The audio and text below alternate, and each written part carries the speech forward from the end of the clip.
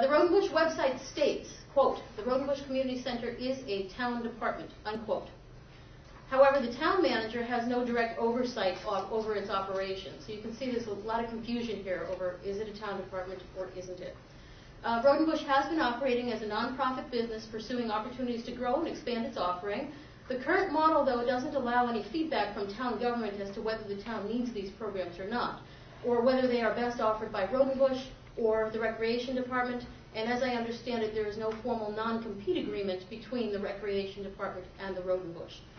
Town meeting has appropriated over the last 10 or 20 years over $1 million in funds to maintain the buildings.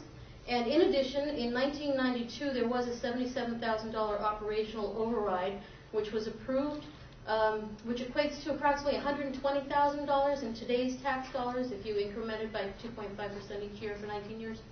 So between that $1 million and the $1.8 million over the last 19 years, that's approximately $3 million that taxpayers have contributed over the years to support the buildings and the operation. So what's the issue today, and why are we being asked to vote on Article 21? Town Council opines that the current arrangement between the town and Rodenbush nonprofit is not in compliance with the state's anti-aid amendment, which prohibits public money or property from benefiting a charitable organization. I'll also point out that the consultants of the Comprehensive Master Plan also noticed this non-compliant arrangement. Further, since the membership of the Rodenbush Nonprofit Committee and the Rodenbush Town Committee have traditionally been the same individuals, this also raises a conflict of interest issue. So what are our options to work within the law? Rodenbush could come back into the town government, as a town department. Our town manager has advised against this option as the cost of the town would be substantial. The town would need to absorb health insurance and retirement benefit costs. Town meeting could choose to pursue this option and organize Rodenbush as an enterprise fund to operate in a self-funded manner, but this discussion hasn't really taken place. The town could issue a contract for services. Procurement procedures would need to be followed and may not guarantee that Rodenbush would be awarded the contract. Alternatively, we could lease the property to promote a public purpose. This would need to be in accordance with competitive bidding laws by issuing an RFP. In this instance, the winner of the lease is selected based on their ability to provide the desired service rather than how much revenue they can provide the town. Again, no guarantee that Rodenbush would win the award for the RFP. And finally, the buildings could be offered for sale. 1 or 2 or 3 of them could be offered for sale, but the Board of Selectmen has rejected this option. So the question remains, is Rodenbush a self-funded department? You could argue it one way or the other, and I'm not here to argue that. I think that it really doesn't matter at this point. At this point, the town has to resolve this issue and make it legal. So what's the impact of voting for this article, in favor of this article? The town would dissolve the Rodenbush committee, the town committee, not the nonprofit, and we would transfer care and custody of the buildings to the Board of Selectmen and empower them to enter into a lease via RFP for similar services. Presumably, the Rodenbush nonprofit, the TRCCI I mentioned earlier, would bid on that RFP. The original goal was for Rodenbush to be self-sufficient, I think by 1997 is what I read, and there hasn't been any discussion I've heard of as to whether this RFP would incorporate the spirit of no cost to the town, or if this lease of the buildings will be for below fair market value, essentially subsidizing child care operations in competition with today's local area private tax-paying businesses. What's the impact of voting against this article? The current situation is still not compliant with the law, and a remedy must still be found that the town, because since the town is now aware of this situation. And I also thought of what isn't addressed by this article. Actually, probably quite a few things that I can't think of, but one thing is the $77,000 operational override that we passed in 1992. Will the taxpayers see a $120,000 reduction in our taxes if this article passes? Any questions?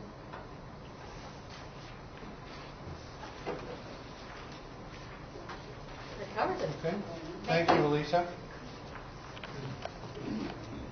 And again, for those who, as I mentioned earlier, I know there's varying opinions on this. We all have one. Well, hopefully they're not all the same, because if we all thought the same thing, all but one of us would be redundant.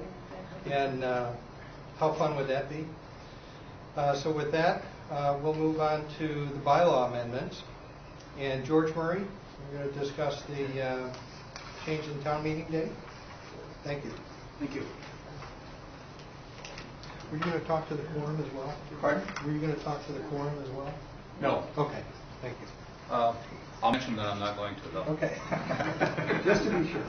We were asked to form a committee, actually it was appointed by the Board of Selectmen, to study the question of whether Westford should shift to a representative town meeting form of government. One of the first things we learned, or at least I learned, was we think we have the wrong appointing authority, because town meeting is the legislative branch of government in the town of Westford, and therefore technically the Board of Selectmen, being the executive branch, we're the wrong appointing authority. But we all get along, so it's worked out pretty well. The committee consisted of John Cunningham, Buffy Dirks, Robert Phillips, Bob Price, Mary Ann Fleckner, Bob Jeffries from the Board of Selectmen, and Val Wormel from the Board of Selectmen. So I have 3 members of my committee here who can keep me honest tonight. We looked at about everything that we could find, and we found a very interesting study that had been done by the town of Needham, which was incredibly well documented and seemed to form the basis for what all the other opinions we got tended to support as well. And that is, we couldn't find any, or at least many, people who were interested in Westford actually making the move to a representative town meeting form of government. And what we learned is that the problems that we have with town meeting, open town meeting, where everyone can come and express themselves and vote, are the same problems that exist in cities or towns rather that have representative town meetings. You can't get people to come. You can't get people to run for the position of representative. And so attendance issues in particular are equally severe at representative town meetings as they are at open town meetings. The people that we talked with that were the most consistent in supporting a representative town meeting form of government were the town managers that we spoke to.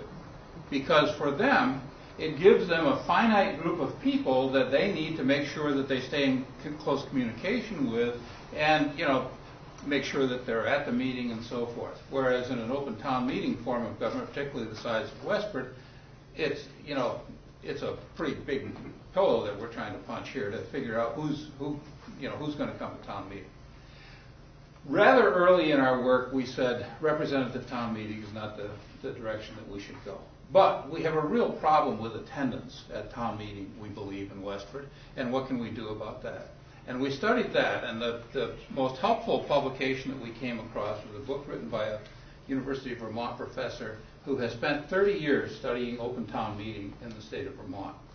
Now, the only problem with his research, which is extremely thorough, highly statistically supported, all kinds of hypotheses testing and everything else, the big problem is that towns in Vermont are a lot smaller than they are in Massachusetts. And Vermont essentially shuts down for town meeting day. I mean, people take the day off from work and they go to town meeting. And what he found in all of his research, and he studied dozens of factors, literally dozens of factors, was the big thing that affects the turnout for town meeting is the size of the town. In towns that are under 500 in population, attendance averages about 25% of the registered voters. In towns over 10,000, it averages about 2.5% to 3%. Well, guess what? By the way, I don't know who did the study that's on the back page of your handout. You did that, Cal. Thank you. 3.25%. And actually, we tried taking Frank Byam's data and extrapolating it for a town the size of Westford, and I think we came up to 2.5%. So we're right on the regression line. The problem is that's the bad news, is that the attendance is very low and typical of other towns with open town meetings. So we said, well, all right, what are some of the things that we could do to increase attendance and participation at town meeting? By the way, this professor's study also included not only how many people went to town meeting, but how many of them were men, how many of them were women, how many went if it was on a Saturday, how many of it went if it was on a Monday or a Thursday, how many people spoke, and by gender, and of those who spoke, how many spoke more than once. And now I'm starting to cower a little when we're reading that data because I'm one of the guilty ones in Westford, as you all know.